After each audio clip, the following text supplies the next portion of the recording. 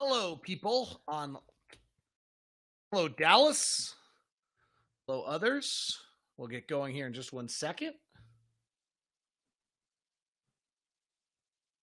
It is not tweeted out yet, so I'll have to tweet it.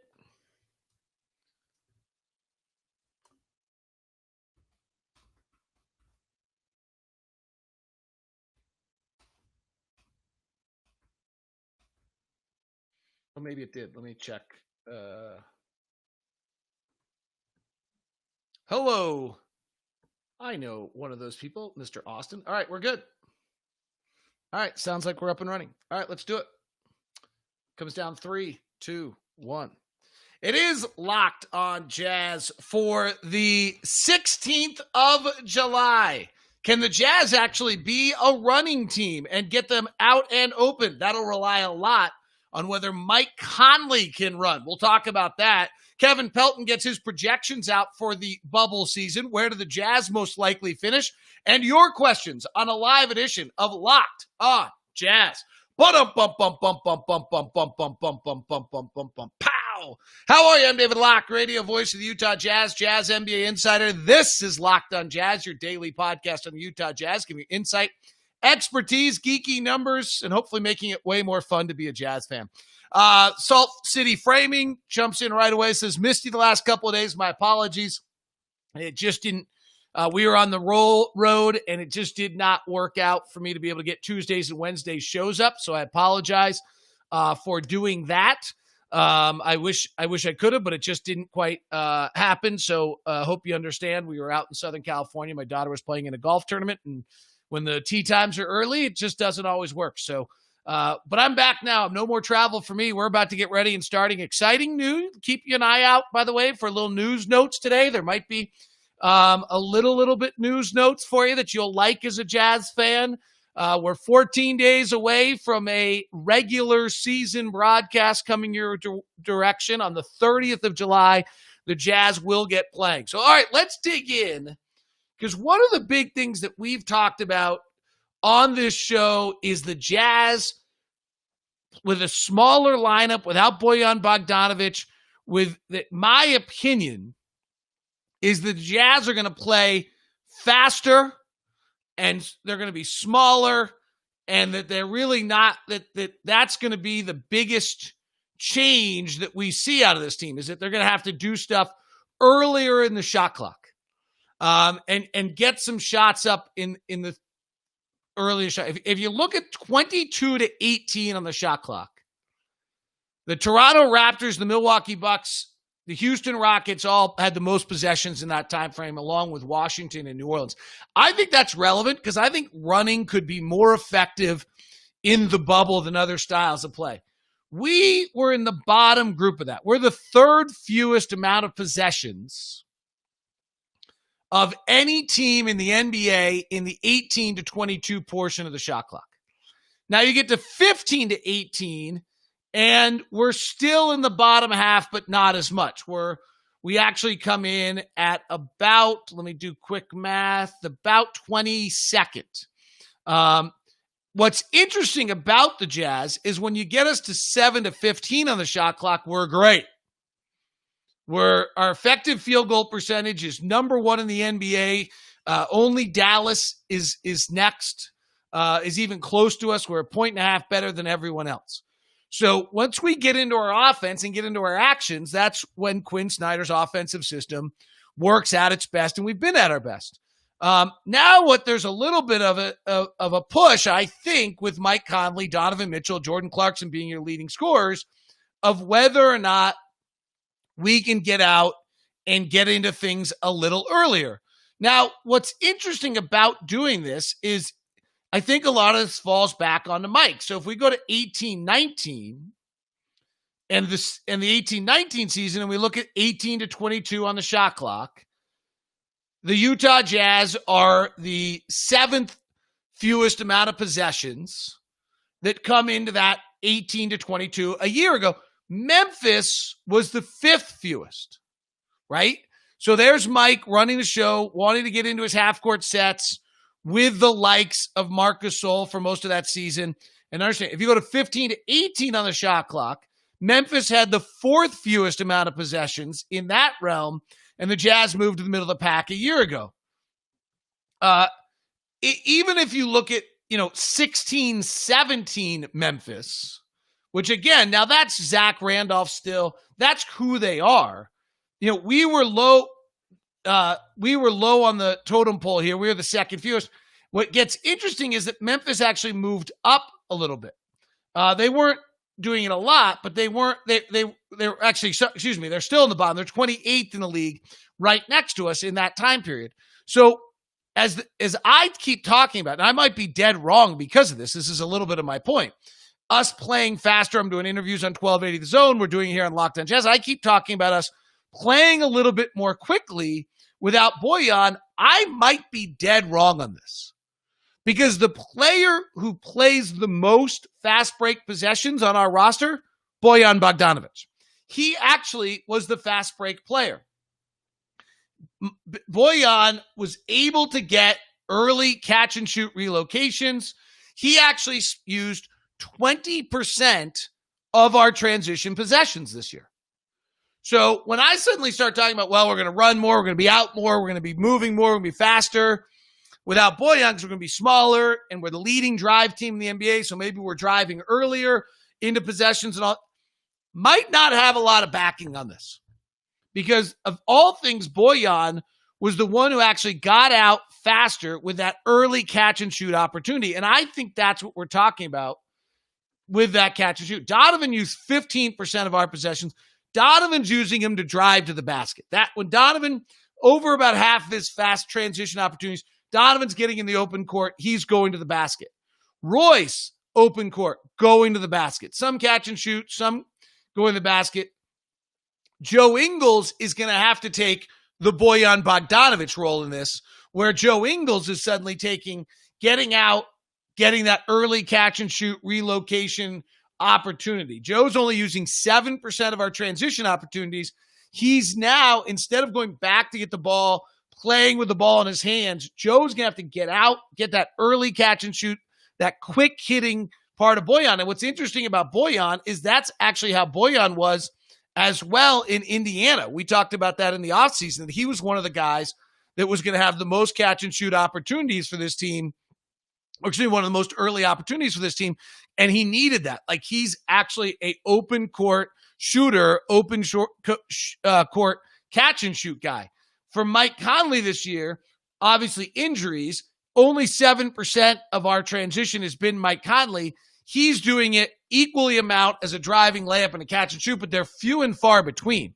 They're about one per game for him. Whereas Bojan, it was about 2.5 a game for do that. So it'll be interesting to see how the Jazz can find that early opportunity. The other one is Rudy. So Rudy is at less than one fast break transition opportunity a game, often because he's rebounding and outletting. And so it's not a great opportunity for him. But can we get Rudy out and running off the rebound and get a few more of those opportunities? Jordan Clarkson, if he gets it and goes, he's probably willing to drive to the basket a little bit. Emmanuel Mudiay, actually, for his limited amount of time, is pretty relentless in that open floor getting the basket. He's one of them. But the concept that I've been talking about, this idea that we're going to play more open court, push the basketball a little bit more, drive a little bit more, this Orlando reboot that I've talked about, I actually think it's going to come down to whether or not Joe can take the 20% of transition opportunities that are being used by Bojan Bogdanovic, and whether or not Mike Conley can break out of kind of the Memphis and Utah style that he's played the last few years and really push the basketball. And so those are two big things. Like when it's a logical comment, say, well, we've gotten smaller, we'll get faster, we'll get out there. But the guy who actually was running the most for us was Bojan. So I think it's going to be a little interesting on whether or not we can do that. Kevin Pelton came out with his projections, percentages of where we could finish 2, 3, 4, 5, 6, 7, have those for you. It's pretty interesting, and it really fluctuates a great deal. Today's show is brought to you by Intercap Lending. Steve Carter is a gem. Steve Carter is our loan officer at Intercap Lending. He has helped so many Locked On people. And if you're looking to buy a house right now, or you're selling your house and you need a loan officer, Intercap Lending and Steve Carter is the guy. It makes me so happy when Locked On's able to help out our people. Steve Carter has been able to do this. We have a corporate account that is completely for Locked On listeners. So make sure when you call Steve, you tell him that you're with Locked On. Steve number is 385-800-8528. Here's how I can describe. Good dude, hyper responsive, gets deals done. Why has Intercap had such amazing growth? They get deals done. 40 years in the mortgage company, so they're not a new player, but they're innovative. They've done a wonderful job with their apps. In this day and age, you can do most of your stuff via the apps. We did almost all of our stuff during the app when we did our refi. They'll save you a bunch of money. The rates are terrific. So give Steve Carter a call now. 385-800-8528. That's 385-800-8528. Intercap Lending, NMLS number 190465, intercaplending.com. Today's show is also brought to you by Crown Ogden. You can see it in the background of the live show, the great little trophy I've got back there. From Crown Ogden, from Matt Lund over at Crown Ogden. The Locked On t-shirts, you probably have seen those populating the internet a little bit recently. Those are done by Crown Ogden. And if you're looking for anything to reward workers, to do any of these type of things, this is what Matt Lund and Crown Ogden are all about. And I love Matt's passion toward giving people the recognition for their work. He has such pride in trying to make sure that everything looks great. So whether it's laser engraving on just about anything, traditional plaques, glass, crystal awards, sand craving, custom acrylic, t-shirts like Locked On just did, labels, tags for any construction requirement. The whole entire business is based on people gathering and celebrating the best things in life. And we obviously are limited in doing that. So Crown Ogden wants you to be able to touch those same items still today. Give Matt a call over at Crown Ogden, Crown Trophy at crownogden@gmail.com, Crown Ogden on Facebook, or call Matt at 801-621-2055. That's 801-621-2055. I want to get to your phone calls, or not your phone calls. Sorry, that was an old reference. Your chat room questions as well. So please throw those into the chat room. We're live on Twitch. We're live on Periscope. We're live on Facebook. We're live on YouTube. We're live on Instagram. So please jump in with your questions. I also want to share with you Kevin Pelton and what he has for the restart projections here. So let's see what Pelton has.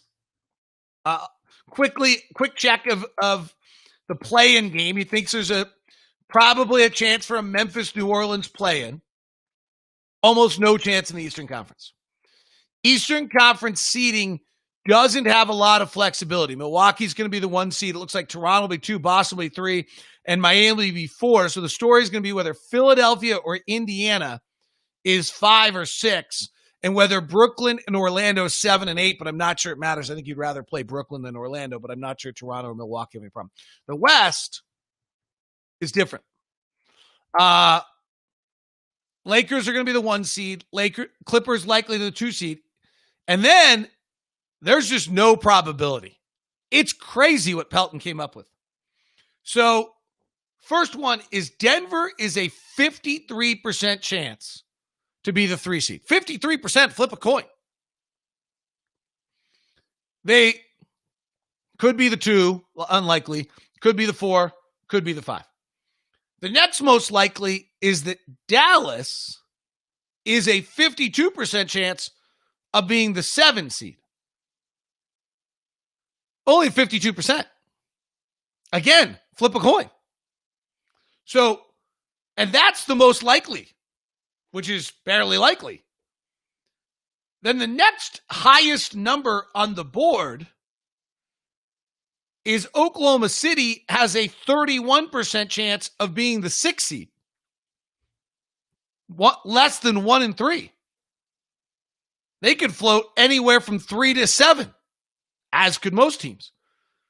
The next number is Houston, 28% chance of being the 4 seed. So, and then the next number is Oklahoma City, 25% 5 seed. Houston, 25% 5 seed. Jazz, 25% 5 seed. Utah, 25% 4 seed. Those are the most likely scenarios. In other words, there's not a lot that's likely here. So let's walk through by seed. Again, 1 and 2 are in the 90th percent chances. Seems likely. The third seed in most scenarios is Denver, but the next most likely is Utah at 20%. The fourth seed is most likely Houston at 28%. However, the next most likely is Utah at 25, Denver at 22, Oklahoma City at 16. The fifth seed, the most likely, is either Utah, Oklahoma City, or Houston, all the exact same. At 25%, Dallas at 14%, and Denver at 11%. Denver's really interesting to me. Denver has all this positive talk about them. I get it. On the other end, they lose their number one advantage, which is altitude. They were a terrible playoff performance last year. It seems strange to me that it will be the chances that they've matured, they've come together, they've all gotten a little bit better, and that they just make the natural growth step out of last year. But Denver has lost their number one advantage, which is altitude. So have we. And last year's playoff performance was not impressive. Losing to Portland, barely getting by San Antonio.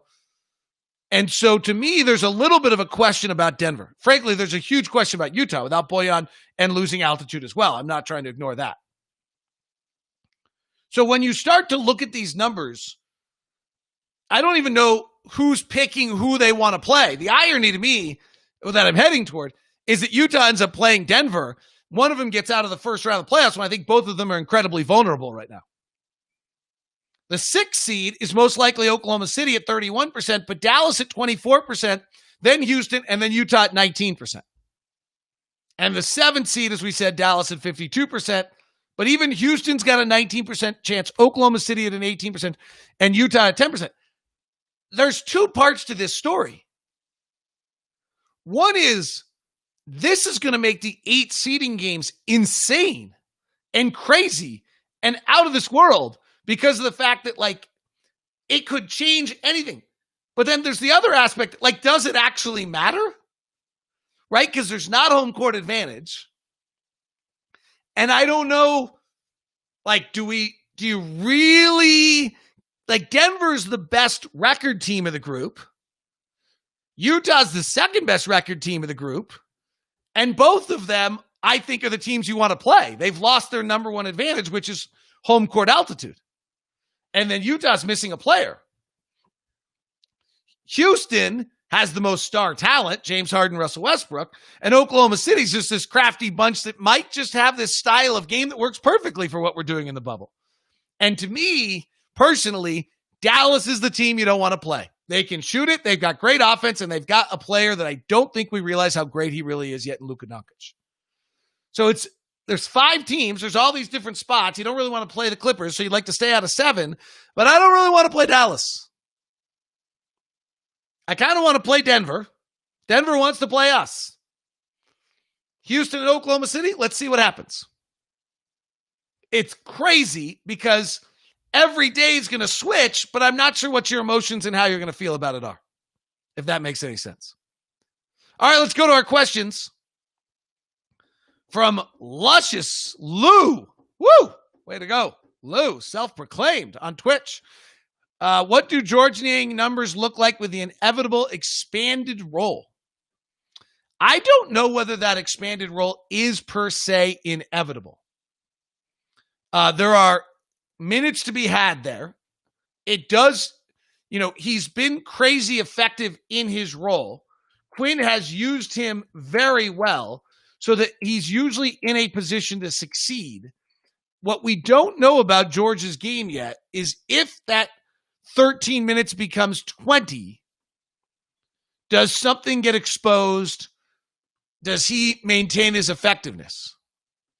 In the right matchup, in the right time against Oklahoma City, and your power forward's not that great, Sure. But George has only played 2 games the entire year of over 20 minutes, and one of them was a 33-point blowout of the Golden State Warriors, and the other was like the second game of the season against the Lakers.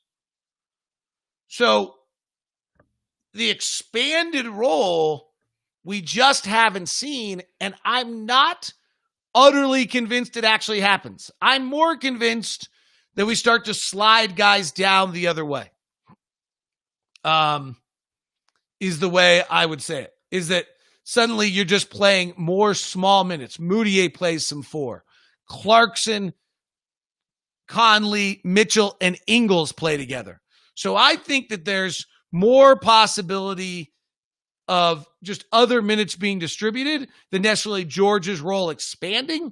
And I think George is doing what he's doing great with that shooting. But we'll see. Is there an assumption the Jazz are going to run more, or are you getting info from the coaching staff? From Russ and Karen on Facebook. I just have thought if we're going to be this small, we're going to have to get out and go. But the more I analyze us getting out and going, as I've talked about in this show today, I'm not sure that that's really there. And that's a little bit of my point. More questions coming from you. We'll find out what your guys' thoughts are. Bunch of questions. Moutier, I see. Conley questions, I see. We'll get your Facebook, your Instagram questions as well as we continue. Today's show is brought to you by Murdoch Hyundai, located 4646 South State Street, also located in Logan and Linden.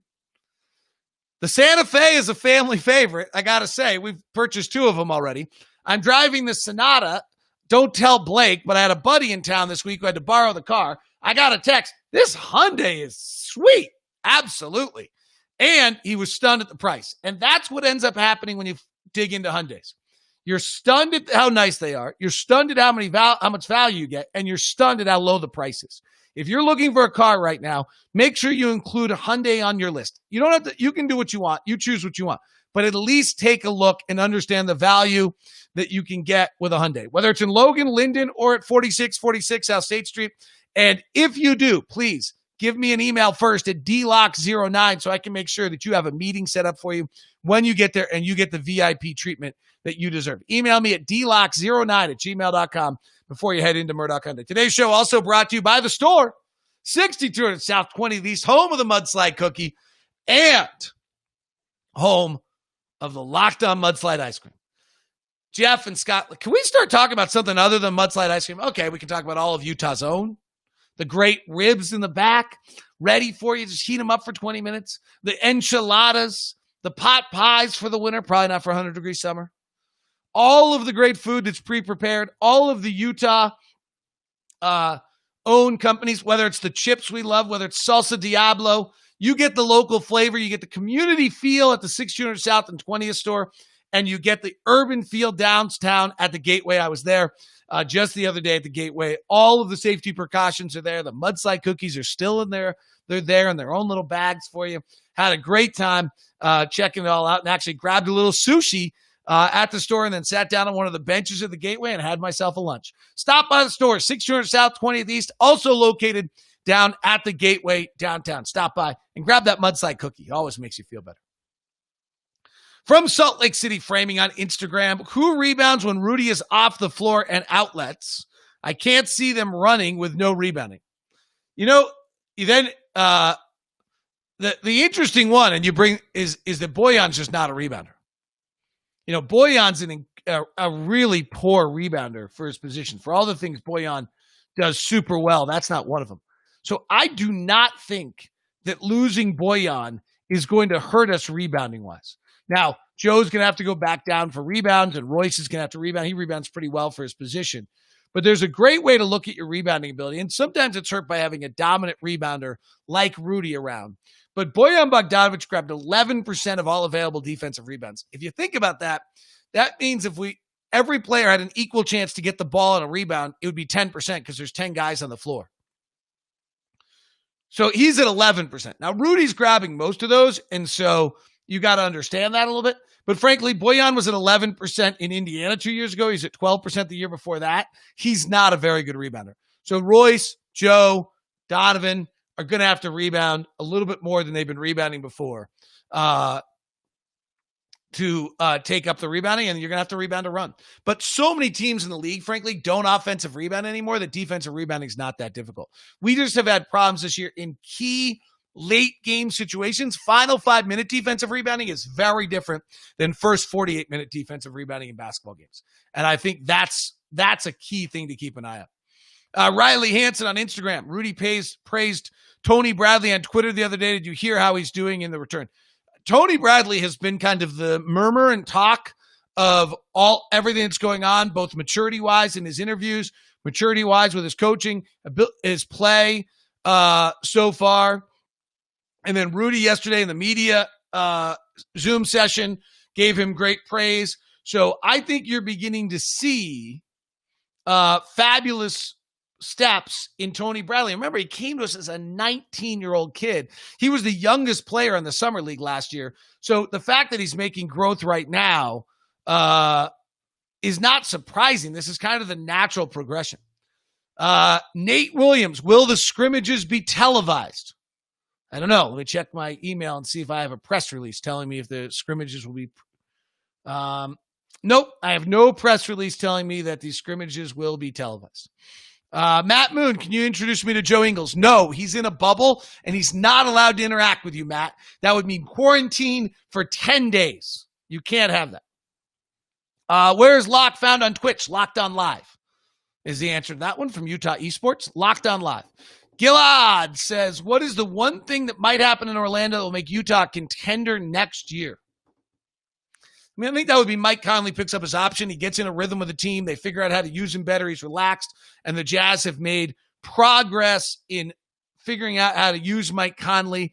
And then I think just another very intense playoff series for Donovan and Rudy is important. We forget how young Donovan and Rudy are. Like when we're suddenly looking at this conversation about where teams are, like LeBron's 17 years in the league, Anthony Davis, right? They're vets. Look, Kawhi's won a championship, vet. Right? Like Paul George, 10 years in the league, vet. These guys are these are the guys Donovan and Rudy have to beat. Donovan and Rudy just have not been in the league that long, and experience matters a huge amount. So, I think the most important thing they get here is that playoff intensity and a playoff run, even without Bojan, that gives them some level of experience that they can take with them in the future. Zach Bogdan, does seeding even matter since no home court? In theory, no, but opponents do, right? Would you rather play the Lakers or Clippers in the second round? Does that matter? Seeding matters much less. Opponents matter still, right? In the East, you don't want Philadelphia. You want Indiana at this point. If you're one of those teams. You want Brooklyn, not Orlando, if you can do it. While watching a classic game last night, I noticed Moody and Clarkson seem to play very well off each other. Now that Bogey is down and lineups will change, do you see them getting more time together? I think I see Moody playing some hybrid minutes. Like, I don't know. I just think I see us playing. So we'll start Joe, Royce, Donovan, and Mike. I think there'll be an early substitution that gets Mike, Donovan, or Joe off the court. Those are our point guards. Your next substitution, your obvious, Tony's and Rudy are all 48 minutes at center. Your next substitution is Clarkson. Your next substitution after that is George. So now we're at 8. Your ninth guy is Moutier. He's got to play. And you're going to play Moutier ahead of Jarrell Brantley or Juwan Morgan. He's just more experienced. So I just see Moutier playing. I don't know how, but you just have to have minutes, right? We've done this game with Bojan's minutes a few times on Locked On Jazz. Hopefully you've been a part of it. And that is that it's great to say, well, Joe will take his minutes. Well, Joe's already playing 28 minutes. Well, Mike's already playing, Bojan, we got 31 Bojan minutes that have to get distributed. Somebody has to come get some of them. As we just talked about, George is playing 14, so he goes to 18. Does he go to 22? He's only done that twice in 2 games all year. So I think Moutier's got to play, and then he just plays at some. I just think that's why I keep saying I think we're going to be faster and quicker as we're going to be so small. But then, as I talked about in the show, the data is hard to back that up. So I think it'll be really interesting. Who will replace Mike Conley when he leaves? Well, he's not leaving for, if we play next year, just like all the next, he's not leaving for 18 months or more. So I haven't even thought about that. Del Toledo. Experts are saying Jazz are going to run more because the ball in Conley's hands. I seriously doubt that because Quinn's teams have never played fast, even though I think they should play fast. Well, and Mike's never played fast. I don't think it's Quinn. I mean, honestly, the interesting thing to me is Mike's never played fast. So you got a double combination of guys that haven't played fast, and the guy that played fast is the guy that got hurt. So I've said the same thing. I'm one of those experts, and I think we might be wrong. Back over to Instagram. How do you think pace will change with no fans? And do you think the Jazz pace will be affected? No fans is real. I think better teams will win more often. Like if you think about a playoff series, and the Jazz and the Lakers play in a playoff series right now, the Jazz would be favored in probably game 3 at home and game 6 at home, and probably a push in game 4 at home. Now the Jazz will be an underdog in every game, right? So I think favorites are going to win more. There'll be all this talk about how the bubble is creating blowouts. It's actually no home court that's creating blowouts. The better team should win more often. Teams will be favored for all 4 games of a playoff series instead of 3 or 4. So that'll be very, very different. The players have talked about how runs will not feel like they're as big a deal. Be interesting to see that. Donovan talked about it in one of the Zoom calls that when the team goes on a run against you, it's 8-0, you're not going to feel it as much because there won't be fans. So no home court will impact favorites. Momentum of games, no fans. And the wild card to this is I think the games will be called differently by officials.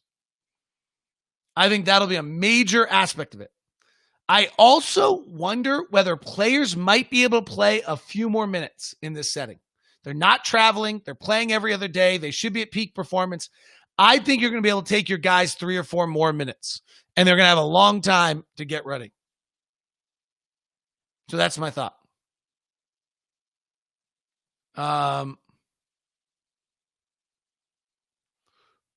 Zach Brogdon wants to know who will replace Mike Conley when he leaves the bubble. I get what you're asking. My apologies. I didn't understand. So do we start Jordan Clarkson? We start Emmanuel Mudiay? Wow, we get thin fast, don't we? Woo! That is going to be, I mean, you lose 2 of your 5 starters and you lose $50 million of your salary. You're lacking guys at that point. No question. Yeah, that's a tough reality is when Mike leaves the bubble, we're really thin. And then guys have to play. That is Locked On Jazz. Thank you very much for tuning into the program today. I'll be back with you tomorrow. We'll dig more into some of these different aspects, talk about what the players' thoughts are as they finish their second week of the bubble. Nick Angstead filled in for me with Ben Golliver, who is in the bubble. And that's today's edition of Locked On NBA. So right now, tell your smart device to play the most recent episode of podcast, Locked On NBA. Have a great day. Bye, Instagram. Bye, Twitch, Facebook, YouTube, and all you people. Thanks for tuning in.